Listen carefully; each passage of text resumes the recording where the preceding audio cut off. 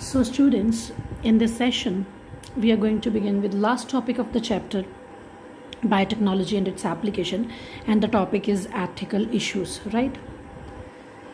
So beta, ਅਸੀਂ ਕੀ ਦੇਖ ਰਹੇ ਹਾਂ, ਅਸੀਂ ਇਸ ਚੈਪਟਰ 'ਚ ਕੀ ਦੇਖਿਆ? ਅਸੀਂ ਦੇਖਿਆ ਕਿਵੇਂ ਪਲਾਂਟਸ, ਐਨੀਮਲਸ ਜਾਂ ਮਾਈਕਰੋਬਸ ਨੂੰ ਦੇ ਜੀਨਸ ਨੂੰ ਚੇਂਜ ਕੀਤਾ ਜਾਂਦਾ, ਮੀਨਸ ਉਹਨਾਂ 'ਚ ਫੋਰਨ ਜੀਨ ਇੰਟਰੋਡਿਊਸ ਕਰਾਇਆ ਜਾਂਦਾ ਹੈ। ਠੀਕ ਹੈ ਜੀ, ਠੀਕ ਹੈ, पर कि ये एथिकली ठीक है, कि ये एथिकली करैक्ट है, कि ये नेचर के अगेंस्ट नहीं है, कुदरत के अगेंस्ट नहीं है कि असी किसी के जीन्स की मैनीपुलेशन कर रहे हैं। फिर अगर ह्यूमन रेस की मैनीपुलेशन होने लग गई without any regulation, that will be problematic. सानू की राइट है कि असी किसी दे विच जीन इंट्रोड्यूस करा सकते हैं। ठीक है, सो ये चीज़ नू कंट्रोल करन दे लई एक कमेटी सैटअप की गई, GEAC, genetic engineering approval committee. बेटा 1 मार्क का क्वेश्चन आ जाता है इत्थे, जेनेटिक इंजीनियरिंग अप्रूवल कमेटी। इनू मिनिस्ट्री ऑफ एनवायरनमेंट ते फॉरेस्ट ने सैटअप किया, जिहदे विच इंडिया दे विच कोई भी ਇਹੋ ਜਿਹੀਆਂ ਜੈਨੇਟਿਕਲੀ ਮੋਡੀਫਾਈਡ ਕ੍ਰੌਪਸ ਜਾਂ ਜੈਨੇਟਿਕਲੀ ਮੋਡੀਫਾਈਡ ਟਰਾਂਸਜੈਨਿਕ ਐਨੀਮਲਸ ਹੋ ਗਏ, ਕੋਈ ਫੂਡ ਹੋ ਗਿਆ, ਉਹ ਕਿੱਦਾਂ ਉਹਦੀ ਰਿਸਰਚ ਕਰਨੀ, ਉਹਨੂੰ ਟੈਸਟ ਕਰਨਾ ਹੈ ਜਾਂ ਉਹਨੂੰ ਮਾਰਕੀਟ 'ਚ ਕਿੱਦਾਂ ਲੈ ਕੇ ਆਉਣਾ ਹੈ। ਠੀਕ ਹੈ, ਦਿਸ ਥਿੰਗ, ਇਸ ਚੀਜ਼ ਨੂੰ ਇਸ ਚੀਜ਼ 'ਤੇ ਪੂਰਾ ਕੰਟਰੋਲ, ਇਸ ਚੀਜ਼ ਨੂੰ ਰੈਗੂਲੇਟ ਕਰਨ ਲਈ ਇਹ ਕਮੇਟੀ ਜਿਹੜੀ ਡਿਵੈਲਪ ਕੀਤੀ ਗਈ, ਸੋ ਦੈਟ ਕੋਈ ਇਸ ਚੀਜ਼ ਦਾ ਮਿਸਯੂਜ਼ ਨਾ ਕਰੇ।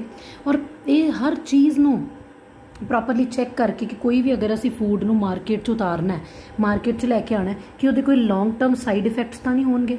ਬੇਟਾ ਕਈ ਇਹੋ ਜਿਹੀਆਂ ਜੈਨੇਟਿਕਲੀ ਮੋਡੀਫਾਈਡ ਕ੍ਰੌਪ ਸੀਗੀਆਂ, ਕਈ ਇਹੋ ਜਿਹੇ ਟਰਾਂਸਜੈਨਿਕ ਪਲਾਂਟਸ ਜਾਂ ਫੂਡ ਸੀਗੇ ਜਿਨ੍ਹਾਂ 'ਤੇ ਬਹੁਤ ਜ਼ਿਆਦਾ ਰੋਕ ਲੱਗੀ, ਕ੍ਰਿਟੀਸਾਈਜ਼ ਹੋਏ ਕਿ ਇਹਨੂੰ ਮਾਰਕੀਟ 'ਚ ਨਹੀਂ ਲੈ ਕੇ ਆਉਣਾ ਚਾਹੀਦਾ ਬਿਕੋਜ਼ ਇਹ ਲੌਂਗ ਟਰਮ ਇਫੈਕਟ ਸ਼ੋ ਕਰਨਗੇ।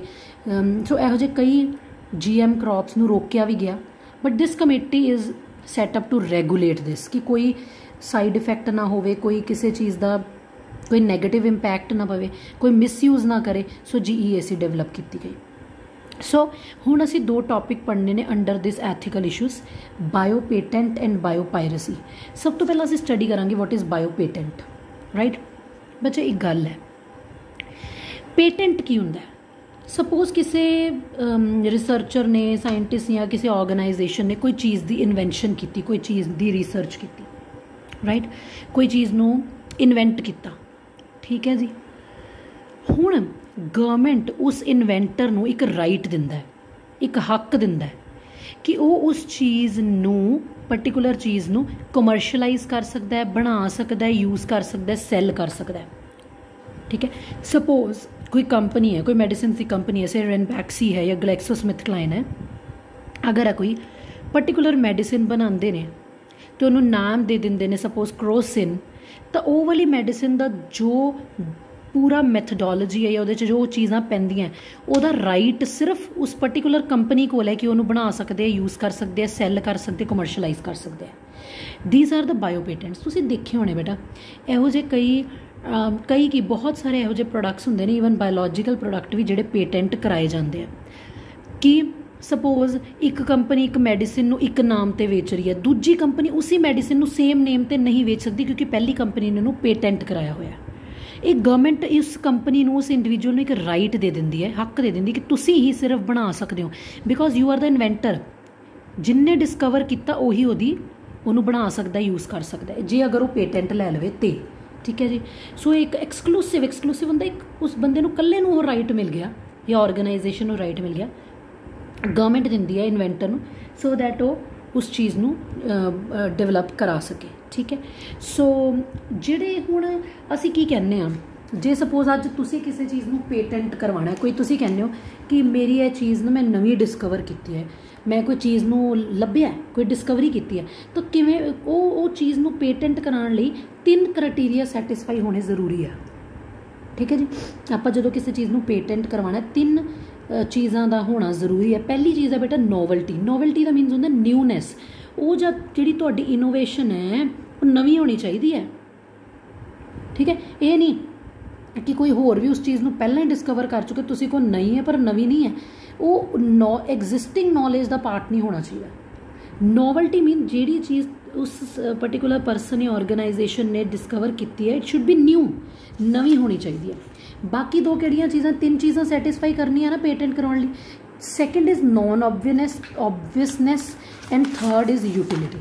हुण नॉन ऑबवियसनैस का मतलब की हुंदा है, जिवें सपोज असी कोई न्यू इन्वेंशन की है, ठीक है, ਉਹਦੇ ਜਿਹੜਾ ਅਸੀਂ ਕੀ ਦੇਖਦੇ ਹਾਂ, ਅਸੀਂ ਕੋਈ सपोज असी कोई टैक्नीक डेवलप की, असी कोई मैथड डेवलप किया, जो ਉਹਦਾ रिजल्ट आना चाहिए वो नवा ही होना चाहिए, अनएक्सपैक्टेड होना चाहिए। ये नहीं कि सपोज असी लैब च कोई रिएक्शन करा रहे हैं, कोई 2-3 कैमिकल मिक्स किए तो मैंने पहले ही पता है कि यह वाला कलर आना है, ये वाली फ्यूम्स उठने हैं, वट एवर, वो जी रिजल्ट आना चाहिए बेटा उस इन्वेंशन का, it should be new, right, result should be surprising, unexpected. Then last जी क्राइटेरिया मीट होना चाहिए वो यूटिलिटी है।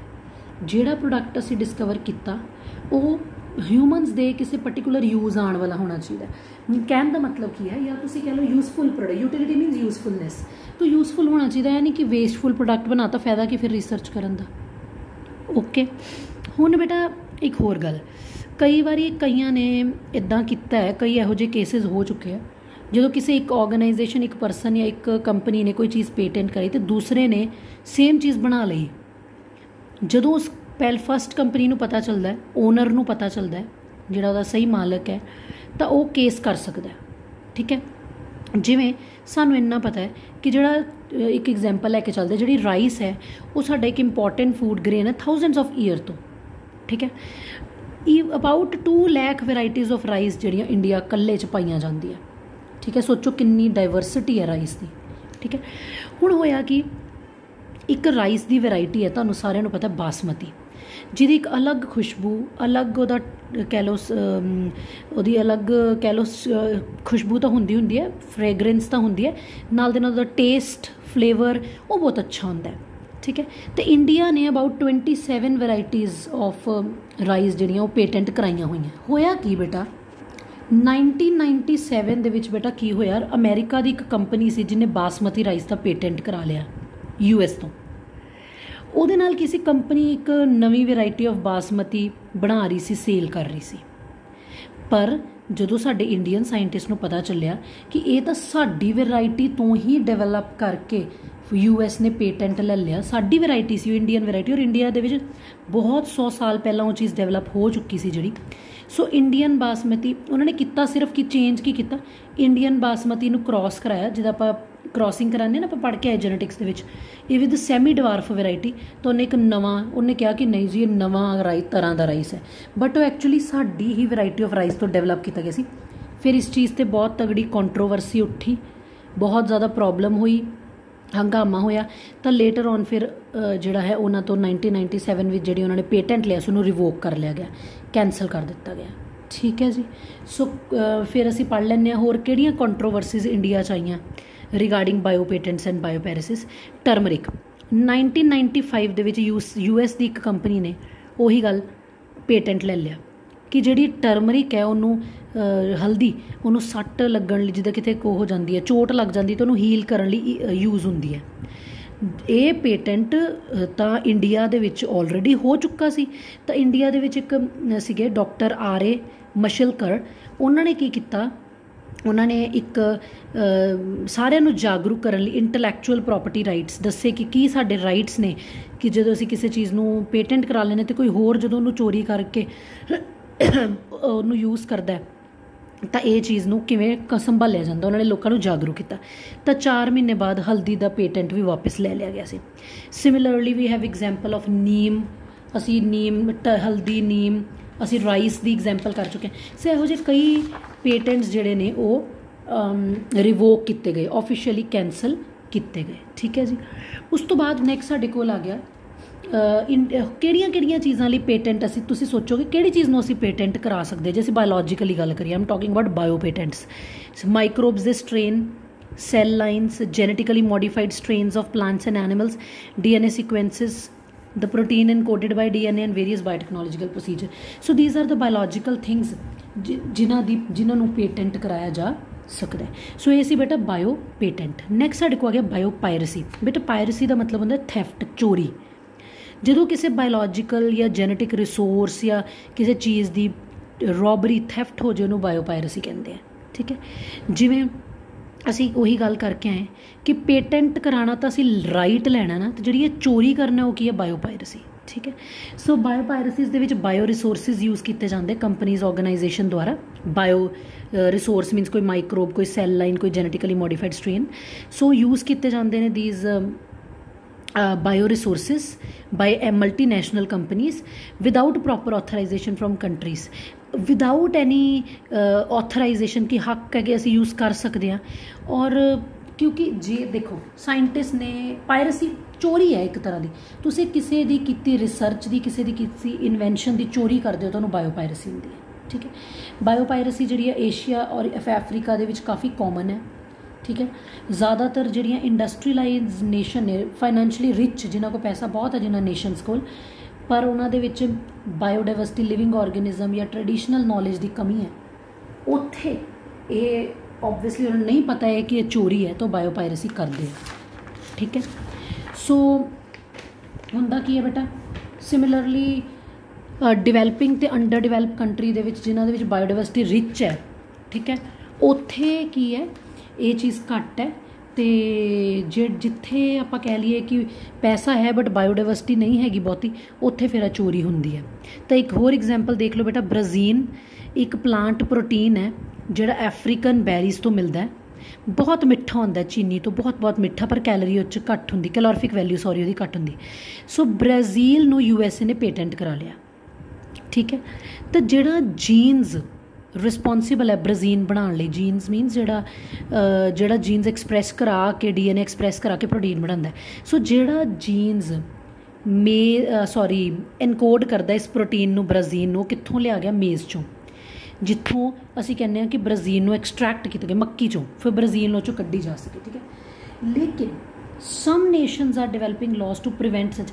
ਹੁਣ ਹੋਇਆ ਕੀ, ਹੁੰਦਾ ਕੀ ਹੈ, ਹੋ ਸਕਦਾ ਇਹ ਆਲਰੇਡੀ ਪਹਿਲਾਂ ਹੀ ਕਿਸੇ ਨੇ ਇਸ ਚੀਜ਼ ਨੂੰ ਡਿਸਕਵਰ ਕਰਤਾ ਹੋਵੇ, ਤਾਂ ਕਈ ਨੇਸ਼ਨਸ ਕੀ ਕਰਦੀਆਂ ਨੇ, ਲਾਜ਼ ਬਣਾਉਂਦੀਆਂ ਨੇ ਟੂ ਪ੍ਰੀਵੈਂਟ ਦਿਸ, ਕਿ ਕਾਨੂੰਨ ਬਣਾ ਦਿਓ ਜੇ ਕੋਈ ਕਿਸੇ ਦੇ ਇਨਵੈਂਸ਼ਨ ਦੀ, ਖੋਜ ਦੀ ਚੋਰੀ ਕਰੇ। ਪਾਇਰੇਸੀ ਕੀ ਹੈ, ਥੈਫਟ ਹੈ। ਜੇ ਕਿਸੇ ਦੀ ਕੋਈ ਖੋਜ ਦੀ ਚੋਰੀ ਕਰੇ ਤਾਂ ਉਸ ਚੀਜ਼ ਲਈ ਲਾਜ਼ ਬਣ ਜਾਣੇ ਚਾਹੀਦੇ, ਤਾਂ ਕਾਨੂੰਨ ਤੋਂ ਡਰੇ ਬੰਦਾ ਅਤੇ ਚੋਰੀ ਨਾ ਕਰੇ। ਸੋ ਇੰਡੀਅਨ ਪਾਰਲੀਮੈਂਟ ਨੇ ਵੀ ਕਲੀਅਰ ਕਰ ਦਿੱਤਾ amendment of Indian patents bill that takes such issues into consideration. ਅਗਰ ਕੋਈ ਇਹੋ ਜਿਹੀ ਕੋਈ ਪ੍ਰੋਬਲਮ ਆਉਂਦੀ ਹੈ ਤਾਂ ਉਹਨੂੰ ਕੰਸੀਡਰ ਕੀਤਾ ਜਾਏ। ਮੀਨਸ ਬਾਇਓਪਾਇਰੇਸੀ ਮੀਨਸ ਕਿਸੇ ਦੀ ਕੀਤੀ ਇਨਵੈਂਸ਼ਨ ਨੂੰ ਚੋਰੀ ਕਰਨਾ, ਕ੍ਰਾਈਮ ਕਰਨਾ, ਥੈਫਟ ਕਰਨਾ। ਸੋ ਇਹ ਸੀ ਬੇਟਾ ਆਪਣਾ ਟੌਪਿਕ ਬਾਇਓਪਾਇਰੇਸੀ ਐਂਡ ਬਾਇਓ ਪੇਟੈਂਟਸ।